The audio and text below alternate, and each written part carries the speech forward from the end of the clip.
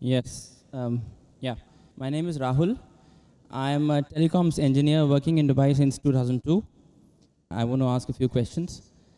Coming from my background, I think religion is something that following that, you're saved from having problems in your life. Yeah. My first question is, I recently read a report by a doctor saying that because of marriages in first cousins in Islam, it leads to a higher probability of the fetuses being born as handicaps. Yeah, it increases the probability of the babies born without hands or without legs. So if it was something that could potentially cause harm, it should not have been allowed in Islam. Brother, there are two questions. The first question that is talking about consanguineous marriages. Consanguineous marriages means marriage between close relatives. In English, it's called as consanguineous marriages. And in consanguineous marriages, medical science tells us today, there are high chances of genetic problems. And I do agree with the brother. Yes. So why does Islam permit that? Yes. It's clearly mentioned in the Quran in Surah Nisa, chapter number 4, verse number 22 to 24, the woman who you can marry and the woman who you cannot marry is mentioned there. Amongst them, it's clearly mentioned you cannot marry your sister and a lady cannot marry the brother. It's mentioned. Neither the father, neither the mother. You cannot marry the brother of your father, the ladies, and you cannot marry the sister of your father. That means the important close relatives are mentioned in the Quran.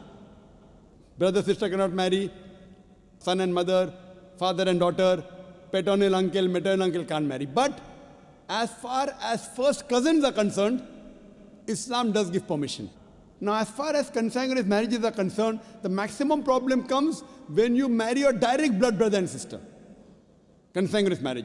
Even if you marry your direct father, daughter, mother and son, or your uncle, the chances are also there if you marry your first cousin, but it's negligible, very negligible. So no, Islam... That's not what the report said. The report said that because of marriages in first cousins, not your brothers and sisters, it leads to this problem. And it was from a doctor. It was published in Gulf News as well, actually. Brother, let me complete. Even I am a doctor. Ah, okay. Fine. Even I am a medical doctor. Yeah. It means medical doctor with that doctor. Yeah. The chances in direct relatives are very high. Yeah. If a sister and brother marry, the chances are very high. Yeah. If a father and daughter are very high. You have read only one report, you haven't read the other report. Yeah. So you only read Gulf News, I read medical books. So Gulf News is better or medical books is, brother? Right, so your point is marrying in first cousins, the chances of getting problem is negligible. As compared to brother and sister. As compared to. But still there is a... Brother, will you let me complete my answer? Or? Sorry, yeah, please. So you have more faith in Gulf News? No, not really. I'm here to find the truth. That's right. So what you realize that consanguineous marriage, and I agreed with you. I didn't say it's not there. Yeah. So I'm not trying to beat around the bush. But compared, it is negligible compared to direct blood brother and sister. Now, I do agree that there are medical genetic problems in various ways.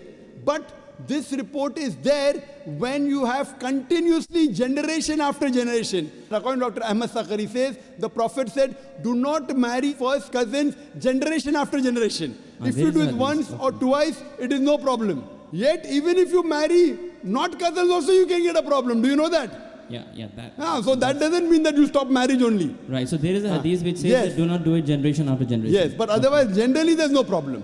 Right. Fine? Okay.